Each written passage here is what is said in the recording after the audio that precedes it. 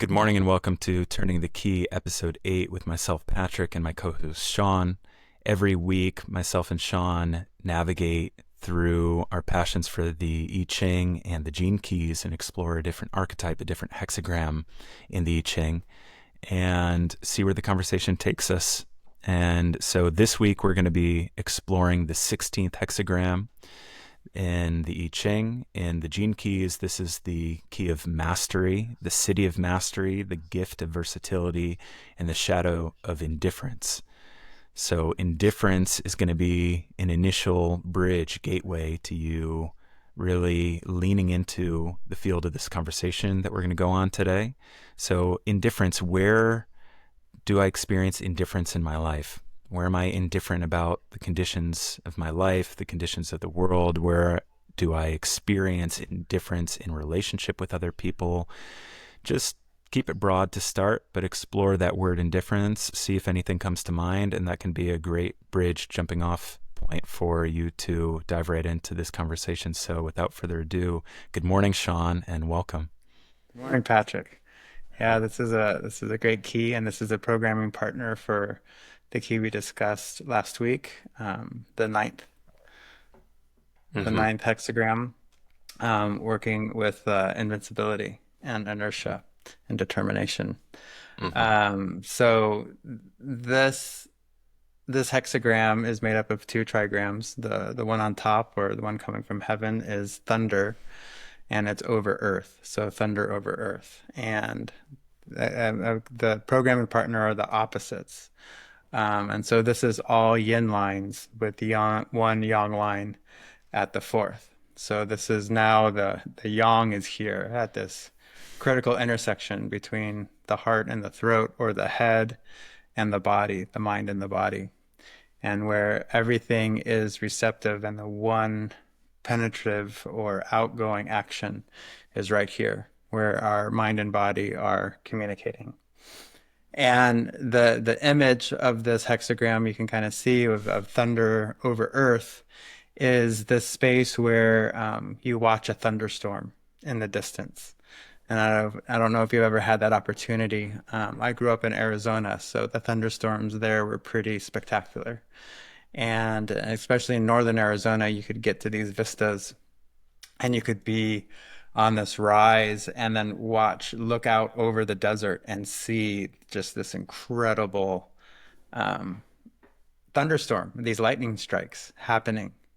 And I could only imagine what that would do to our early ancestors when we were in our indigenous hunting and gathering spaces, of when they got the opportunity to actually watch a storm and not actually be in it, where you actually saw the storm and you saw the majesty and the power of this display, but you didn't have to run for your life. You didn't have to run for cover. You could actually sit back and watch it. And the traditional names for this hexagram are very interesting in that regard. And they're either delight or enthusiasm or repose. So it's this space of where are you delighted? Where are you enthusiastic? Where do Mm-hmm. you feel that charge of the lightning strike? Mm-hmm. And and so in difference, coming back to to your prompt, Patrick, of to dive into this conversation, where in your life is that does has that thunderstorm receded? Where do you no longer feel that spark? And not just the spark, but the connection, that boom aha moment of where you get lost in one activity, or you get lost in one kind of path or search, or whether it's, doing Mm-hmm. some investigative research, or writing something, or building something, or even in your tasks around the house. Like, where is that charge present, and where has that charge neutralized? Mm-hmm. Yeah, I think it's a beautiful invitation entry point because when I hear the word mastery and this concept of what makes a master, what what is a master, and what do we think of when we think of a master? Who do we think of when we think of a master? And what does it take? to become a master, and where do we project that the experience of mastery is reserved only for certain people, Right. perhaps savants, people who um, are born with some seemingly genius level gift, but where do we categorize ourselves in our own lives in an absence of that, and kind of reserve that title of master to only certain people? And how do we relate with those that we consider masters, spiritual teachers, martial arts teachers, music geniuses, artistic geniuses, so on and so forth. But it goes across, any field. But how do we relate with that concept of mastery? And I'd be curious, Sean, because you've had a martial arts history for decades, what that experience has been like for you in relating with great teachers in an art that has martial arts has a very maybe easily digestible um, concept of a path towards mastery to those looking from the outside in, even though, of course, once you get in, there's a whole other domain there. But the Yeah. idea of progressing one's ability to a level of mastery of body and the experience of being able to claim that in that practice. I'd love to hear your thoughts. Yeah, thank you. Yeah, that's a big question, and this is really where you see the programming partner work, literally side by side, but within the gene keys and the hexagrams. And so last week we talked a lot about the accumulation of the small, or the one step after the other, the day-to-day progression, the moment-to-moment of intention that is needed to create this path towards mastery. And really, when you think of mastery, this is not necessarily mastering a certain task, although that is applied to it. And actually, the word kung fu doesn't necessarily apply to martial arts. Gong fu with a G is more martial arts specific, but kung fu is just this expression in Chinese culture where you have gained skill over time through persistent dedication and practice. Mm-hmm. So a painter will have really good kung fu with a brush, you know. Mm-hmm. Patrick, you have really great kung fu with creating graphics and holding a certain emotion with an image and being able to match that to a particular, place and time. You have really great kung fu in many Mm-hmm. areas, but I've Thank noticed you. that with you, especially good kung fu in conversation, good kung fu with being sensitive and being able to chime in and bring out the points that are living and alive in the moment. Mm-hmm. But a great mom has good kung fu. A chef has great kung fu, and so and it's not just natural skill, and that's the thing that is the distinguished here. But it's what you've already had, like just a natural propensity towards, but you have worked it over time through dedication and effort. You Mm-hmm. have taken those small steps. And so, really, mastery is about mastery of self, and it's about, um, you know, dropping the ego, or not dropping the ego completely, but pushing the ego to the boundaries of self so it actually becomes a vessel. Mm-hmm. And what I have noticed working with several masters from China and also here in the United States is that it's this space where you have to move yourself out of the way so the mastery actually moves through you. Mm-hmm. And I don't know if we've all had those moments in time where you can think back where you just reacted in the moment. Mm-hmm. And your reaction was so perfectly timed and in sync with the needs of the moment. And this is this idea of spontaneous right action. And so you move actually into a space of mastery through a space of emptiness, where you've cultivated this vessel so that you can actually channel the energy that needs to happen in the time that it's happening. And Mm-hmm. so that's getting all these thoughts out of your head, getting all these programs and getting all this prompting out of that space. And so if you look at the programming partner, this is where this space here was yin. It was quiet. It was dark. So it's like not having that internal conversation, Mm-hmm. not having that prepping, not having that prompting or projecting yourself into the future and working through all the possible what ifs. It's Mm-hmm. actually staying completely in the moment, staying totally empty, and then when the action is required, it's like a lightning strike. It Mm-hmm. happens, Mm-hmm. right? And the yin and the yang connect, and you just do what you need to do, and that is that expression of mastery. And then one other thing of going to back to delight and enthusiasm. The one thing that I've noticed over and over again, especially working with very accomplished lifelong martial artists in China, is that they all are smiling and they're all quick to laugh and they Right. all are so patient. And you can see that what they are doing, there's so much enthusiasm, so much heartfelt joy in what they're doing. And there's this ease and this let go and this surrender. And you can see their mastery Mm-hmm. moving through them because there's different levels of mastery because there's levels of mastering a move in self-defense or fighting. And actually that takes just the practice of the neuromuscular coordination and training. But Mm-hmm. to master actually being present as a teacher Mm-hmm. is a whole other level of mastery. And when you Mm-hmm. see somebody who has marshaled and has mastered the martial movement, but has also mastered the ability to be present with somebody who's learning, that is where you really see the spirit Mm-hmm. of the Kung Fu, the spirit of the system, the spirit of the lineage moving through that Mm-hmm. master, that Yeah. teacher. I think of like Yoda, or I think of even just there's Tibetan Buddhism temple that's nearby us, that we went to once for um, like a blessing, a transmission by the Lama. And what was so striking was that there's a whole sequence to it all. And some people were really, really tuned in, in this very deep focused way. And there are other people who are kind of like ourselves. It was our first time going to receive something in this space where we're kind of sitting a little bit more on the outskirts, not dressed in a particular way.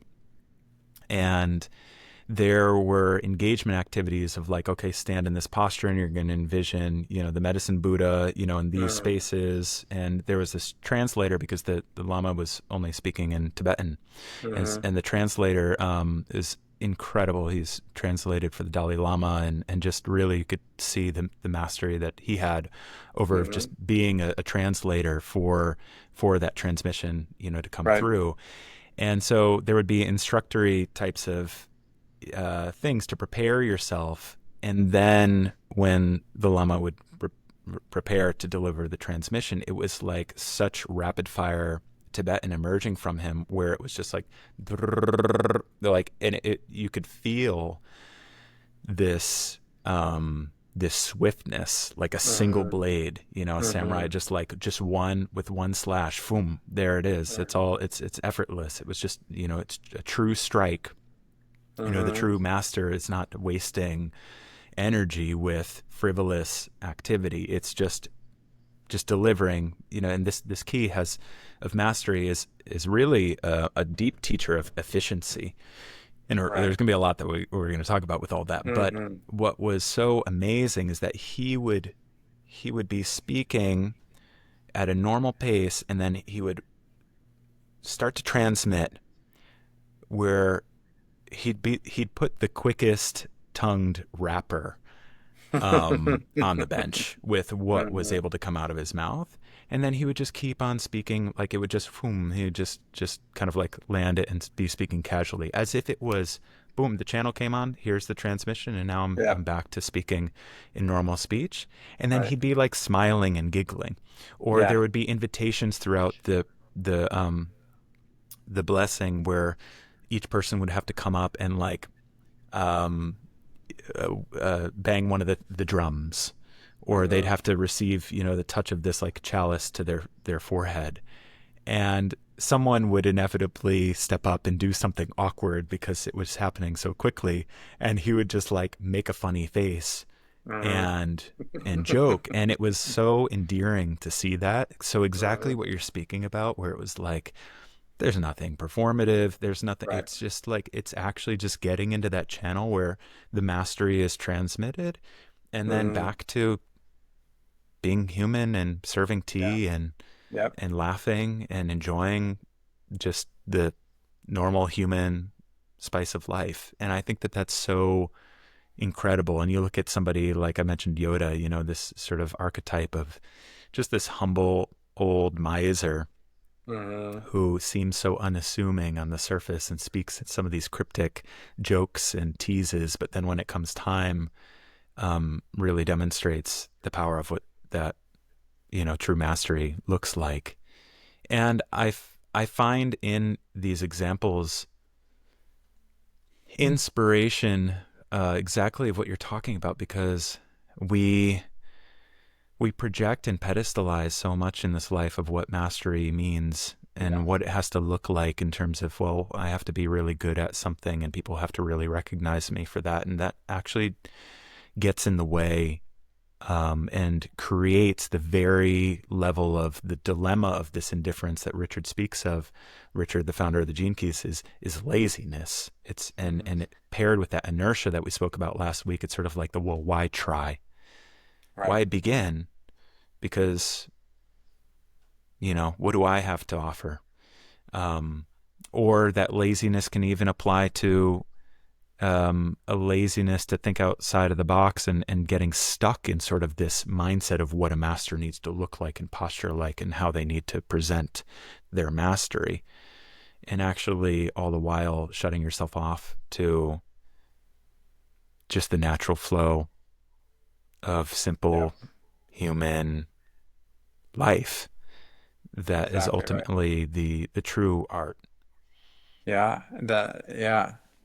There's a couple things that really landed for me while you're speaking, and one, the the giggling and the laughter and how that playfulness, it walks side by side with mastery. And that just reminds me of children, especially children within the first 7 years of their life, where they're really masters of the imagination. And if you see a child play, that they're so engrossed in their play that you can't tell them what they're imagining isn't real, right? The Mm-hmm. floor is lava, the Mm-hmm. doll is alive. You know what I mean? If they're on a wooden, play boat, that boat is in the ocean and they're having the grandest adventure. And how much delight is there and how much fun there's there. And even in the harrowing games of, cops and robbers and bad guys and good guys and all the things that kids play, there's still this delight there. And really, for me, mastery is how do I, as an adult, with now having all the programs running in my self-conscious that actually tells me what's real, how do I return to this place where I empty myself out of what I'm being told what is or what isn't, what should or what shouldn't, what's good and what's bad, what I need to do. And I really listen to my heart and I allow my heart and my mind to connect as one. And then I allow my imagination again to come forward and actually create reality through my imagined space, through my heart's desire and love for life, you know what I mean? And so how do Mm-hmm. I get back to that childhood place of enthusiasm and play, you know what I mean? Mm-hmm. And when you see, like Yoda and his playfulness, that's coming from Lao Tzu, the author of the Tao Te Ching. And Lao Tzu, when you look at that character, that just means old child or old infant, or a child that has like woken Mm. back up in his old body, you That's know. what Lao Tzu Lao Tzu, yeah, translates to. yeah, Wow, Lao I never Tzu, knew that. yeah, That's yeah. incredible. Mm-hmm. hmm and Lauscher, when you're speaking of to a teacher, Lauscher is old, like venerated, like master Lauscher, Mm-hmm. you know. Mm-hmm. Yeah. Yeah, it, there's probably a good note to touch upon with how last week we were looking at a hexagram that contained all yang lines with the Uh-huh. exception of one yin line at the fourth Uh-huh. position. And this week we're looking at the reverse, all yin lines with the exception of one yang line at the Uh-huh. fourth. And to me, like you were speaking about the vessel, the container becoming the vessel for that mastery to transmit, which to me, when I look at the fourth line, I have the relation of equating it to the heart, but I also, in that space between the heart and the voice. So Uh-huh. when you look at this hexagram for mastery, it's how is the rest of all of you, how is the entirety of you the vessel for that heart voice Uh-huh. transmission where your heart is then transmitted and expressed. And to me, that's a new way of looking at this hexagram because it's a it's a lens to look at it through. How can me opening myself to be in total receptivity to life create that space for me to then channel that through and Right. express that through heart and voice. I'm curious if you have any other thoughts on Yeah, that that structure. that heart and voice is really important, and the structure of all yin, one yang line, and thunder over earth. I know I just said a lot, and really this is our heart and our voice harmonizing, so us speaking our truth. In Chinese medicine, the tongue is rooted in the heart. So the tongue doesn't stop here, like anatomically. It actually is like the root, the base of the tongue is in your heart.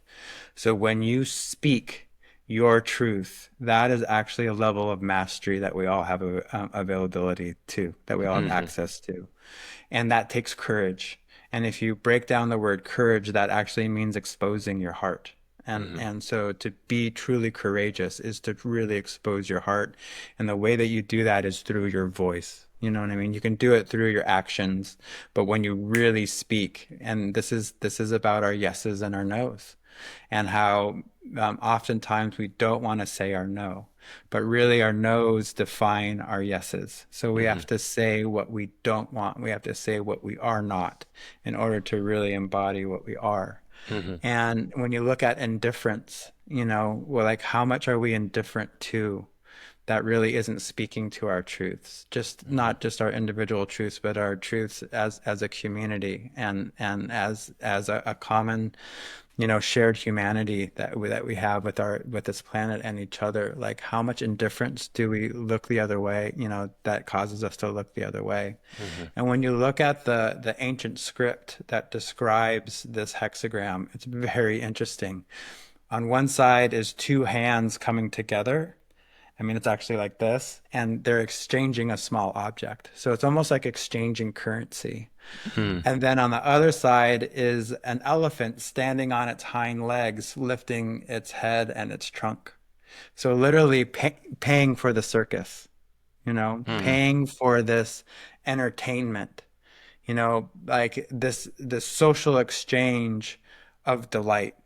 And you can Mm-hmm. go to a circus and you can be mesmerized. And when it's a really good circus, you can be mesmerized by the acrobatics and the animal husbandry and all the different expressions that might seem weird and strange and just beyond your imagination. Like you go to Cirque du Soleil and you're like, oh my God, I didn't know a human body could do that. But you could Mm-hmm. also go to a circus and see travesty, and you can see perversion, and you could see maltreatment of Mm-hmm. both humans and animals and society. Mm-hmm. And so it speaks to this place of what are we actually indifferent to, and Mm-hmm. how is that indifference like propagating and actually corroborating, this type of energy in the world that is out there to entertain, but it's actually out there to exploit. Mm-hmm. And so that is a really deep space within this indifference, and it has a huge sexual connotation to it. And when you look at thunder over earth, you literally have two yin lines with yang. So you have this yang expression coming down into the earth. And when you look at lightning penetrating the earth, so this is very much like an intercourse where the yang or the man is on top. And so it's the strong that is over the submitted. And when consent is there, that's wonderful and awesome and sexy and great. But how much is like in the name of delight, is that space Mm. exploited and perverted, right? How Yeah. much does the strong take advantage Mm. of the submitted, the Hmm. disenfranchised, the weak, the innocent? And when you look at the entertainment industry, and especially the darker corners of that, and you can see how, devilishly that is expressed, and where indifference is really just allowing that to stay, very Hmm. powerful and strong. Yeah. There's, thank you for that. It feels like we just opened up into a whole new space. So much I want to say about that. Um, there's sort of this quote of the opposite of life isn't death, it's indifference. Yeah. And when you're talking about that thunder over the earth, the full receptive and that, that thunder, striking down into the earth, there's, I think of all of the ways that we try as a society to master the earth, and Mm, master our right. resources and our Right. dominion over the earth and the elements, Yeah. um, and this ability to be able to, live any type of life that people want to and push it to certain extremes. And um, this energy, if you look at like, there's something very honorable and beautiful about watching, people who devote their lives like Red Bull athletes to pushing certain boundaries Right. of human ability across these exceptional expressions of talent. And when there's no heart in that, Right. Yeah. and it's purely for that egoic mental, I need to become the best of the best. And you can see across the whole landscape with like CEOs and Hmm. entrepreneurship and, Hmm. becoming the best, Guinness Book of World Records, and I'm going to become the best. And where all of that kind of becomes that unconscious, you know, non-consensual like penetration of the earth. I'm going to master this quality, this skill. And um, it doesn't take very long to start to explore people who are extraordinarily high performing athletes, CEOs, entrepreneurs, to start to look across their entire life and see where things are completely devoid, miserable, anxiety, depression, you know, bad habits, but there's this sort of mask because the lightning is so mesmerizing Hmm. in some ways, and we live in this echo chamber of seeing only the good shots of people's lives across Instagram and social Right. media and all of this. That where does that pursuit come at the expense of um, the yin, the Hmm. receptive, the the Hmm. the earth, your earth, and your tenderness, your softness, your vulnerability, your heart, your emotional availability, The all of the feminine. feminine entirely.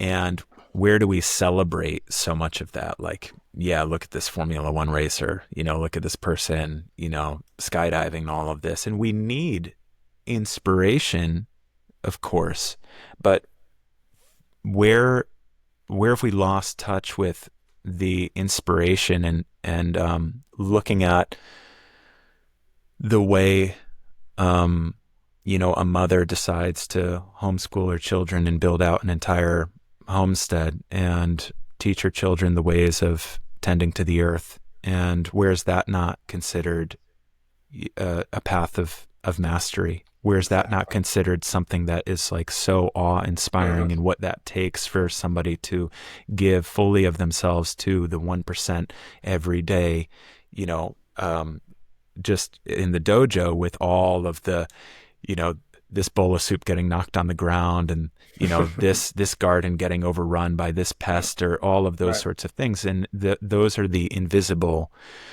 um that's the invisible path of mastery. And so I love where Richard really invites in his contemplation about mastery in this hexagram is the true art is the art of living well. Mm. And so if it's ultimately to become a master, and what does it mean to be a master, is really about mastering the art of living well. If you have quote unquote mastered some territory in your life, but the rest of your life is in shambles, are you really a master? Right. And So this true. isn't to draw, take shots at people who have devoted themselves to these, but it is to call into question how we as a society project outward what mastery looks like. Right. And where is, in looking at this hexagram and the way that you describe this with the thunder and the earth, where is that projection? Where does that projection carry subtle undertones of dominance and subversion of the feminine? Oh my God. Yeah, thank you for saying that. It's like w- you can learn in school these certain figures who were these, explorers and navigators and conquerors of the ocean, and they went out and discovered new lands. But you can see it through a whole other perspective where they were actual pirates. You know what I mean? Mm-hmm. Committing Mm-hmm. rape and murder and grand larceny and like, exactly that. And thank you for bringing that up because I think it's so important. For me, the feminist movement did many wonderful things, and especially around human rights and equality and being treated and having access to certain levels of society. And such a job well done. So much has changed, in the last 50 years in particular. However, I think we all still need to do a lot of work within that movement to really honor the value of the feminine and to honor that space within each household where the yin work or the inside work, the receptive work, the emotional safety and space being held, which is for the children and which is for the food and which is for the actual warmth of the container that we're all working so hard for. The people who are often feminine bodies, but the humans that are curating, protecting, and creating that space, that value isn't recognized in our society. When a woman has a baby, then is expected to get back to work within 1 or 2 months. That's crazy. That is Mm-hmm. absolutely Mm-hmm. crazy. Postpartum is actually a 3-year process physiologically. And, as far as your own body regulating and your own endocrine system, for that mom getting back online. And Mm-hmm. to expect the mom to do anything other than rest and take care of the child is ludicrous. Yeah. And like what are we truly valuing? And we're only valuing that thunder, we're only valuing that strike, which then becomes Mm-hmm. performative, becomes this effort, becomes this like, look at me energy. We're not valuing that actually the lightning strike comes from the charge from above and the charge from Mm-hmm. below and meeting in the middle, meeting in the heart. You know Mm-hmm. what I mean? And so, but you don't see it coming from the earth because the earth, that's the end. That's the mystery. That's the dark. That's the receptive. That's the submitted. And we feel that all those work, especially submission and especially surrender, that has all these connotations of weakness to it. But I watched the mother of my children give birth at home twice, and I could tell you that there's no other greater expression of strength and perseverance and courage that I've ever seen in my life. You know what I Mm-hmm. mean? Yep. And so, like, where do we, like, where are we indifferent to that space Hmm. within us? Where are we indifferent to our own need to sit and feel? Where Hmm. are we indifferent to just like being in our own emotional space and having it be okay? And not that you're weak or not that you're breaking down or oh my God, I have anxiety or I have some medical condition. No, you're feeling, you're letting your heart feel. Hmm. And where do we give value to that so that we actually like feel our feelings and then bring action to them, allow Hmm. our masculine to respond to our feminine and honor our feminine. Hmm. Where do we do that in our own lives as far as taking care of our home? Like you said, there's all these masters out there, but are their own inner lives, in order? Is Hmm. there, is their closets cleaned Hmm. and all the things like thinking of the dark little spaces in my home that needs attention, you know what I Hmm. mean? It's like there's so much to the space of where like there's one thing to be a feminist, but where in that space are we actually creating value around the feminine rather than the earth just trying to be the thunder? You know what I mean? Where does the earth just sit and Hmm. have her own sovereignty and her own celebration and her Hmm. own, recognition of greatness? I mean, ultimately, literally, there's no lightning without the earth, because Out there can't the be. earth pulls. It's the earth's magnetism. Yep.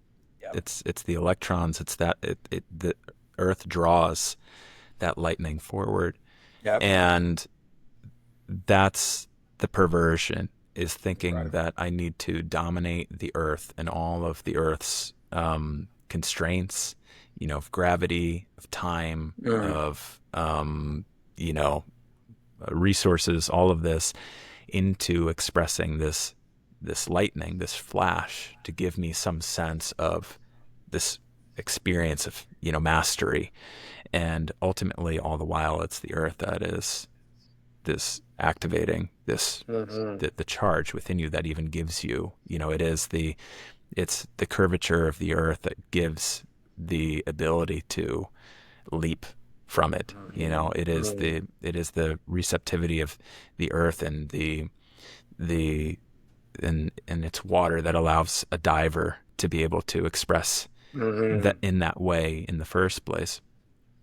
And so I think that with indifference, exactly like you're saying, it's like, where are we indifferent to that? And I want to speak into kind of two ends of the spectrum of indifference and the way that I relate with it. And one end would be this indifference of too lazy to care, you Yeah. know, can't be bothered, um, don't don't want to look at whatever it is. I'm just kind of focused on my own thing. And then there's the other form of indifference that is like very bombastic. It's the like, look at me indifference. It is the I Yeah. am doing all of the things, but in that I'm also expressing a form of laziness where I am because of the way that I'm trying to present myself and to be seen for my lightning. So I guess it'd be Mhm. like, on the one end, it's like, maybe I don't have enough lightning to give, Right. and on the other end is like, hey, it's all about me. Look at my lightning, and I'm completely disconnecting myself from everything that supports and gives charge for Mhm. that to express in the first place. And that's where you can see people who are Right. exceptional athletes and their families are completely devastated with, you Right. know, chaos and horrible relationships and, drug abuse and all of this Yep. stuff. So what is then the path toward mastery? And I want to welcome us into this journey here with the gift of versatility in this Mhm. journey, from indifference to um, versatility. And so the it's to me it really comes down to this, and it's really spoken of in the gene keys and the archetype is, if you're going to go down a path of mastery, it's like, how can you start to pour yourself into something and build this relationship with something as a skill where you give of yourself to it, not as in the endeavor to master the skill, but in the endeavor to allow for the skill to transform you, that path Amen. to transform you. So it's like pick up the brush as a painter, pick up, you know, uh, the stick to train with the sword, pick up, whatever it may be. And how can you give of yourself so deeply into that 1% better every day and allow for that journey to transform you and teach you in that receptivity? What is this?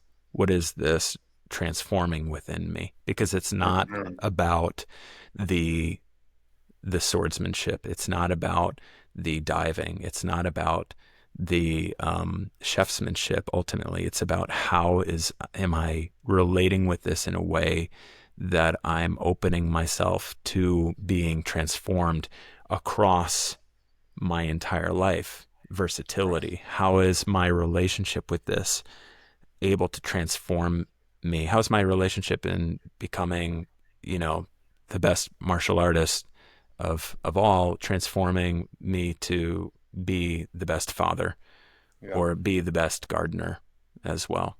And so Yeah. this versatility, there's a real beautiful path to this archetype because it's that sense of once you've mastered something, you can master anything, Right. because it's not about the skill. It's not about the object of the mastery. It's about the technology. It's about the path. It's about the way that you relate with the journey of mastery that Yeah. opens you to being welcomed in to receive that thunder from wherever else life wants to give it to you. Exactly. Exactly. Yeah, I love that. I wanted to ask about how you saw versatility, and that really opened up a lot for me. And for me, it's speaking again to this place of like you're not mastering a skill, you're mastering yourself. And that to master a skill, then you are mastering yourself, and you're doing it in this step-by-step process, going back to the ninth key that we spoke about last week. And so if you get into any situation, that the skill set of mastery, meaning the skill set that I want to achieve this goal, or I'm dedicating myself to this, I'm becoming devoted to this path. You can then hone that on anything you want in your life to become a Mm-hmm. better father, to get in better shape, to learn a new language. You apply the same method. That method Mm-hmm. stays the same. And so again, last week we talked about where is that solar wind or that spiritual wind, and how do we raise our sail to catch that sail? And then it's just that I am just being pulled through life. You know what I mean? And that spiritual wind is going to take me into any environment, and I'm still going to Mm-hmm. be safe. I'm going to be Mm-hmm. invincible, actually. And Yeah. so I'll be so versatile because I'll be able to go into any situation, and I know that I still am in touch with Mm-hmm. my heart's truth. You know what I Mm-hmm. mean? And because I know when the lightning strikes, my heart and my mind are going to be one in that strike. Mm-hmm. And you know, there like it with indifference when you were speaking, I kept on remembering specific times, like in high school, middle school, where you would see a fight or you would see like bullying happening, and Mm-hmm. how that was internally metabolized by the crowd. And just like true mastery has this giggling, innocent, playful vibe to it, you can see actually indifference like having this expression where people laugh it off, but that laughter is not innocent, right? That Mm-hmm. laughter is shrouded in fear and shrouded in this like actual act of indifference where I'm actually going to laugh at something that's going to make me so uncomfortable, and how Mm-hmm. that laughter actually gives permission to whoever is doing that dominance, you know what I mean? Mm-hmm. And like so like how often do kids pick on each other and bully each other because they do it, and the response they get from the crowd is laughter. And that laughter is highly uncomfortable, and it's actually masking that they're like the people want to say something. They want to say no. They want to say stop. And that energy is getting caught right here. So what comes out is a nervous laugh. You know what I mean? Mm-hmm. And so, but the person bullying hears that laughter, and that kind of charges them on. And then it becomes this program that we laugh at people getting dominated, right? We laugh at that type of perversion of the thunder over earth, you know? And so Mm-hmm. if you know that you are so connected into your truth, that your heart space and your voice is one, and it will strike when it needs to. You Mm-hmm. can move into any situation, right? You can Mm-hmm. move into any situation and be versatile in that situation and find success, meaning you will find your truth and you will express it no matter what. Mm-hmm. That is how you're progressing towards mastery, Mm-hmm. right? You know, you're just opening up in me as you're sharing that this whole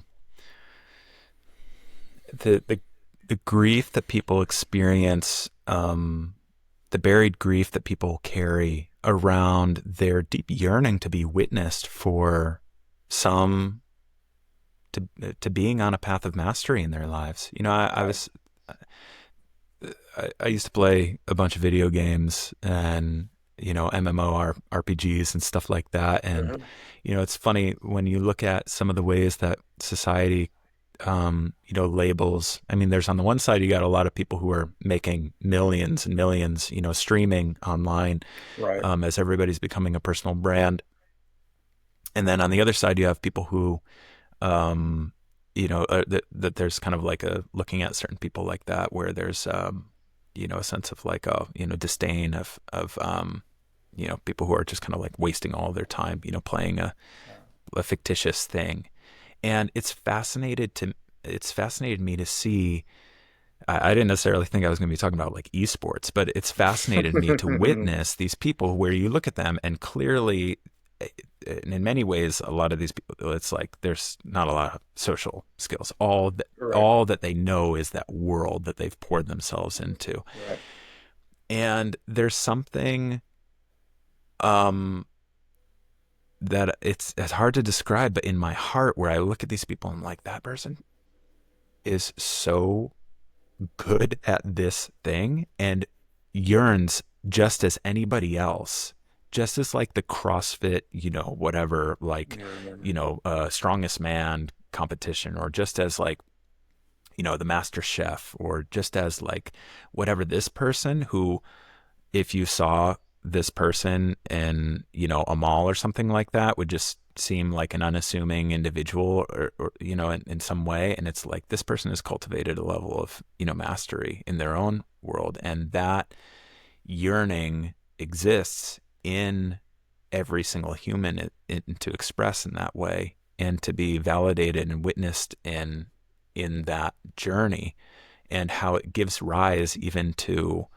I mean, I remember when I was younger and just the whole projections around like, stop frying your brain with video games. Now there are people who are playing Right. video games who are making more money than a large portion of society, and it's this like funny um, triumph of like how the human spirit endeavors to express mastery, no matter what it may be, and how really the space that is more um,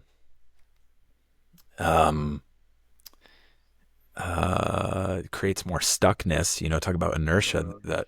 that the programming pairs pattern is like this middle space where people are kind of going along in the corporate path, and it's like trying to convince themselves of what they're good at and not really feeling like they're in any sort of pathway of Right. mastery, because the gig is more and more up, because it's like, well, to be this like exceptional CEO or something like that and express mastery that way, or this exceptional martial artist or exceptional sports player or exceptional chef or exceptional artist or something like that. And what was traditionally viewed as like a lazy, lethargic thing, playing video games, now people are making mega millions doing Right. something like that. Right. Now it's like if I'm in like kind of the corporate wheel, there's this thing of like, wait a minute, wait, I was told that I needed to, go down this kind of path of studying and becoming an expert on something, and Right. that was going to, grant me this open, vista to a life Right. of self-fulfillment and, all of these, faux attributes of like what, some some weird tangent of mastery Right. could mean. Not that people are necessarily calling it that, but ultimately it's that sense of fulfillment. It's that sense of feeling lit up, struck by lightning by your sense of purpose in life. And so I know this super well because I used to be in the corporate space, and I studied my ass off studying chemical engineering to, land a top job in the energy industry and move down, that path. And I wrestled with for a very long time when I left that space and I jumped into the world of entrepreneurship for a while. I wrestled with this experience that here I had spent all of my time in school studying to kind of do this thing. And then when I got there in that corporate space, it wasn't really satisfying to me. But I tried to convince myself of like, oh, I'm on this path of like, excellence and growing Hmm. my mastery of something. And then when I left that and I jumped into an entirely different pond, it was like as if I was a nobody. Right. And I wrestled for a while with that experience and this kind of repressed grief and frustration around trying to find where I fit in and what I was good at. And I feel that this is really important with this conversation around the indifference and the versatility, because this Mhm. key, this hexagram, this archetype has a lot to do with how we lean into cultivating a skill for ourselves that becomes a teacher that ultimately at some point or another we need to disidentify with the skill itself and trust that that was simply a bridge for us to cultivating inner mastery within ourselves, for us to open ourselves to actually aligning with a deeper purpose that we can Right. express in whatever mysterious dimension that life is calling for of Exactly. us. And so Exactly. that journey of like, what am I good at, and wrestling with that, like, here are different, maybe I could become a programmer, maybe I can get my MBA, maybe I can be a good consultant, like all of those sorts of things that a lot of the middle space of people, and I mean, obviously it extends even more so. It doesn't take long to just go out into your local town or city and look at people who are occupying, the general run of the mill jobs that deep within all of these people, whether you're a barber or a McKinsey consultant, that there's that everyone has that yearning within themselves to become an expressed master of something That's true. Right. and to relate with life. It's not even about being witness. It's about to having that relationship with life, that you've come into a relationship with life in a way that you feel lit up by the thing that you're pouring yourself into. And how is that indifference, that laziness, snuffed all of that out and brought so much of the culture into this space of usefulness? Where are you useful? How do you Exactly. cultivate usefulness in order to be paid? And this goes back, of course, into the whole, feminist conversation that we were Right. having, and women and all of this stuff. And ultimately it's like that's not that's not ultimately what's being asked of here of us. Right. Yeah, I mean, those are such good questions, and I love the play of video games, that used to be a form of indifference, right? Hmm. Now like has an expression of mastery. Right.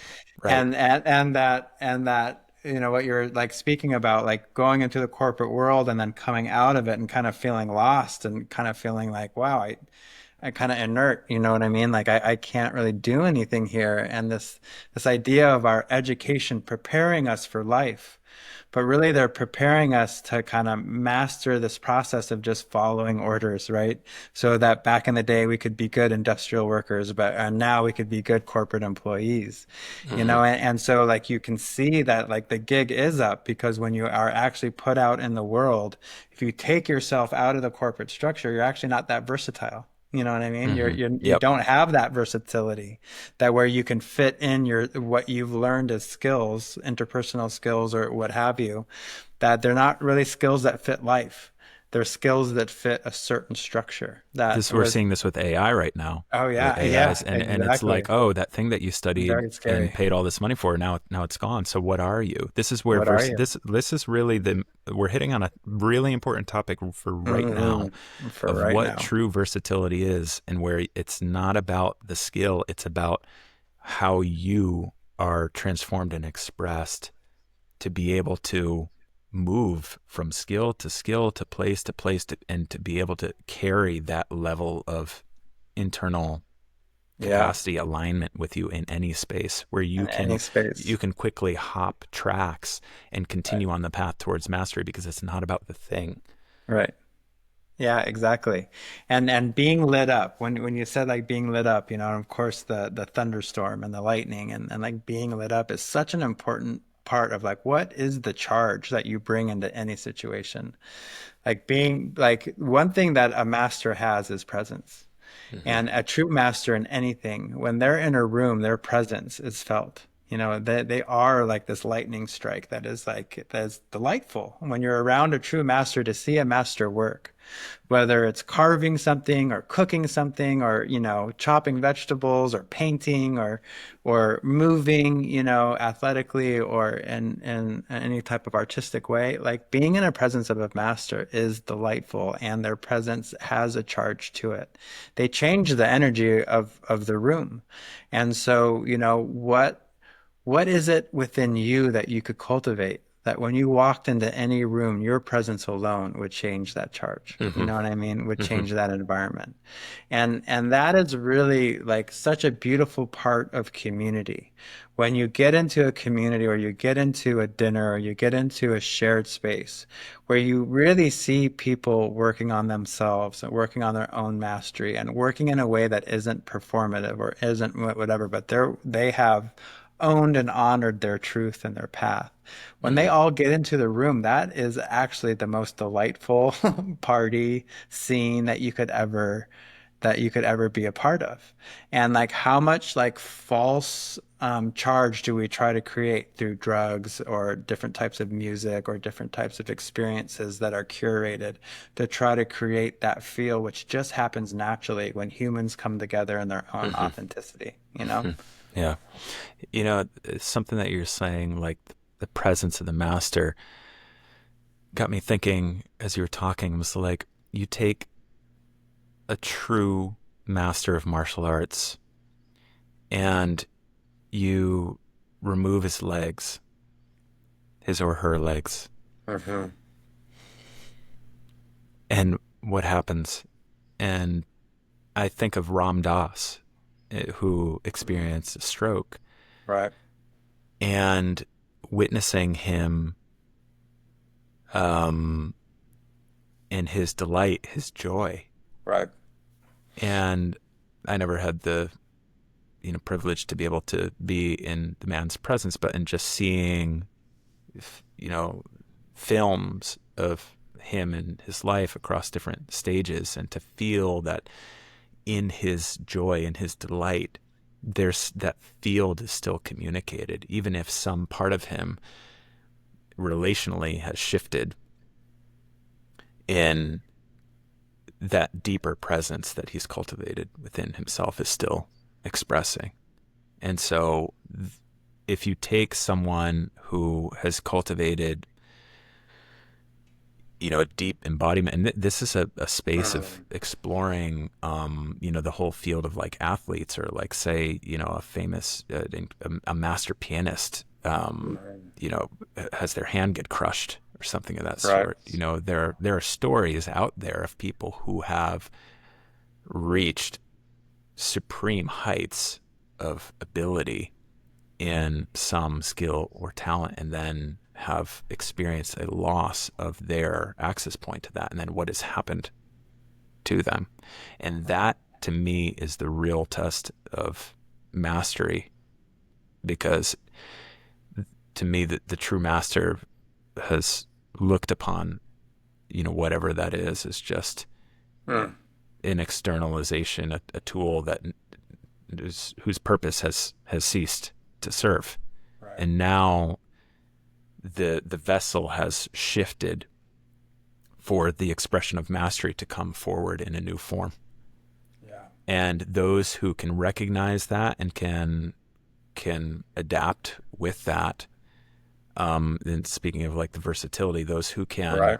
can adapt with that are those who are connected into that stream of Yeah. the path of mastery. And those who have overly identified with like, this is all that I am, this is all Right. I'll be. I mean, it doesn't take long to even just look at, professional football players, Right. and the statistics around what happens to the vast majority of like professional football players after they Impressions. leave the game, um, and so Yeah, boxers this too.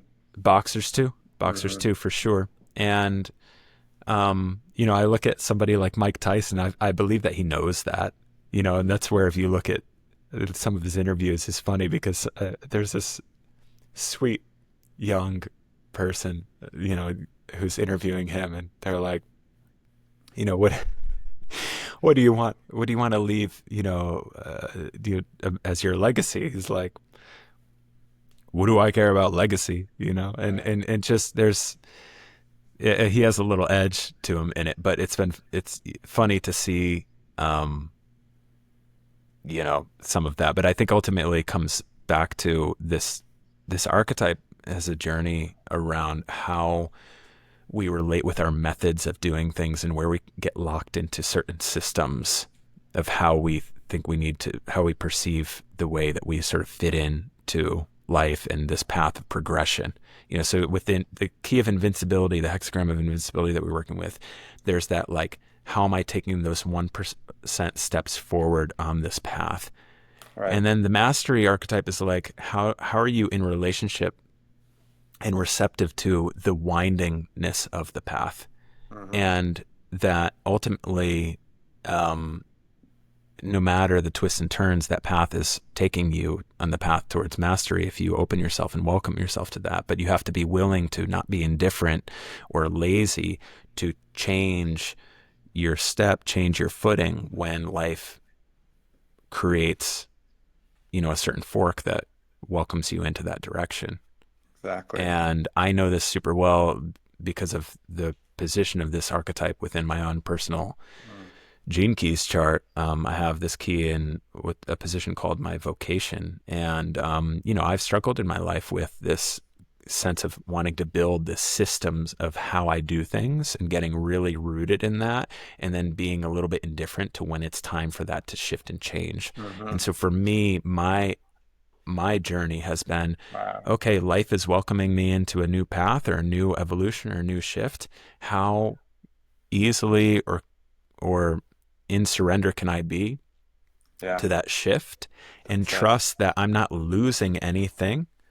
Like once I thought that I was, when losing, my skill of chemical engineering, I'm not losing Mm. anything because I'm ultimately carrying with me everything that I've cultivated within me before, and because I'm disidentifying with the object of my mastery and bringing that back into myself and how I welcome this new dojo, this new path as a journey that continues to grow and shape me. And all the while knowing that while I'm in that new dojo, that that is another transient vessel Yeah. to hold me, It's that whose time will also come. yeah. So it's so beautiful. Like Just again, as our going back. body is. Yeah, Just as our right. body is, Is right? transient. And so Mm-hmm. and every phase of your body has a new like ask of you, a new time to like adapt and change to what's happening for you. Just like parenting, you think you've mastered a level of parenting, and then your child gets into a new developmental stage, and it's like back to the drawing board. You know what I Mm-hmm. mean? As Mm-hmm. far as like how you're going to respond now. Mm-hmm. And I love everything you just said, because what was speaking to me as listening to you is when you go back to the image of thunder over earth, it's actually easy to master the yang. It's easy to master the action. It's easy to master that domination. You know what I mean? It's like there's like formulas that you follow in order to master that. You Hmm. know, and so, but what is really the true mastery is mastering the yin, is embodying the yin, the dark, the mysterious, the receptive, and the, as you said, the surrendered. You know what I mean? And where you can actually change and morph and be versatile in any situation. You know, my teacher's teacher, Shu Hongxi, he used to say that to learn how to fight is easy. Actually, if you really want to master fighting is easy. You just go to a bar and insult people and you'll fight and you'll Hmm. eventually get good at it. And so actually true mastery isn't like the courage of letting the tiger out of the cage. You know what I mean? And just letting the tiger loose. That's not mastery. The true mastery is actually is learning how to contain the tiger, and more than that, learning how to befriend the tiger. So the tiger sits at your lap and you can stroke it and it can purr. And this Hmm. like thing that's been engineered to kill and to dominate is now this like kitty cat purring in your lap. Hmm. You know what I Hmm. mean? And so it's like it's easy to master the thing. And once you've mastered the thing, but what now, how versatile are you when you have that one thing that you can do? You know what I Hmm. mean? But to Yeah. master both ends, to master your vessel, to master yourself, to master your own emotions, to master the yin, like that, to truly embody that level of mastery, that in my opinion is the highest level. Hmm. Yeah. Yeah. That's so well put. And and it, there's expression in pop culture and also in real life where the path of darkness can be a very quick path to power. You know, Yeah. there's like I think of like we were playing with Star Wars, where it's like Hmm. it doesn't take it's a far quicker path to become Right. powerful Powerful. in the dark side. Yep. And I also know this in Amazonian shamanism. You know, there are Right. literal plants that shamans will connect with that are very quick pathways to a lot of power, but carry a tremendous amount of darkness. And Yep. you know, there are even things that um, you know, there's the thing in pop culture around like selling one's soul. You know that Of can course. be The joked crossroads. about, but this stuff is also very real in certain ways, and that these can seem to be sort of shortcuts, pathways towards expressing that thunder really quickly. You know, it's Really like quickly. you sell out the earth, the receptive, the Yep. tender, the supple within you to try to go and immediately just become that lightning. Right. But that lightning is no longer held because you've sacrificed that, and ultimately that lightning will just burn itself out and Hmm. cause tremendous destruction after the light show gets old. And so this is an invitation for anybody who's listening. How can you make the state of your house, the state of your garden, your relationships, the way that you bring presence and patience to your children, the way that you delight in an unplanned day to go and adventure out into the woods and see what surprises you? How can you make that stuff your path of mastery? How can you Yes. make the simple, the mundane, the versatile, the versatility of your day to day life, the mundane, day to day stuff, your devotional path to mastery? Hmm. And I, over time, have related little by little more and more with life in that way. I look at making a bed or cleaning a closet or how I, you know, prepare a playful experience with my son in that way. This is another opportunity. That this is my dojo. It's not just when I sit in front of my laptop and I'm creating, content or other things, with Sean, or I'm building my business, or I'm building Yeah. those things, or even when I'm sitting and I'm studying this book or these archetypes, as in many ways, I feel a deep resonance and connection with the Path of Mastery in terms of how I've related with the I Ching and the Gene Keys. And I'm a devotional student to that.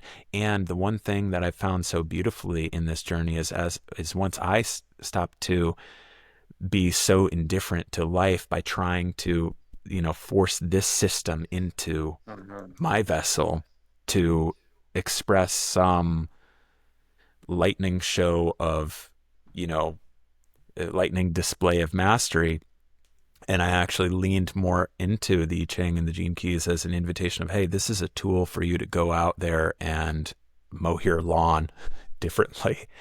Yeah. This is how you walk down the street. This is how you bring Yep. presence in a shop with somebody who's tending to you. Yeah. And that has been the greatest dojo of all. And it's there every single moment of every day.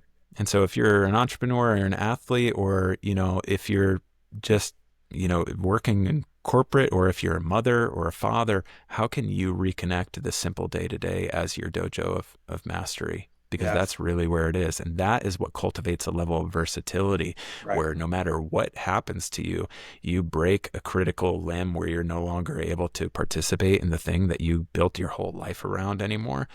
Okay, that chapter's over. But because I've been relating it with my journey and my path without so much pedestalization and emphasis upon the object of my mastery, but around myself, I'm going to fall right into the next thing easily. And it's going to take me on to new heights that I could hardly even begin to have fathomed, and far greater heights, because I'm no longer, part of me isn't still, indifferent to that possibility, because I'm gripping onto what was, or what I thought was going to be, or that Exactly skill right. that I placed all of my Mhm. sense of power in. And I know that super well. I place so much of my sense of worth in my ability to regurgitate things out of here. And Right. it took me a while of purging that out of me, that it Exactly. was not about how many words I could recite or remember Right. any of that, because ultimately it was about how deeply I could live in my heart and live that. How could Yeah. I actually live, not talk about what Right. mastery is, but how can I actually live Live that it. way? And that That's so beautiful. starts in the day-to-day moments. Yep. Yeah. What you're speaking to is that's such a wonderful way to wrap this all up. And for me, it's not necessarily what you're doing, it's how you're doing it. Hmm. And the phrase "how you do one thing is how you do everything." Hmm. How you wash that dish, how you tuck your kids in at night, how you make your own bed, how you eat your food, all those Hmm. things. So it's not necessarily what we're doing, it's how we're doing it. And when do we become indifferent to that distinction? Hmm. I think that's a beautiful way to wrap it up.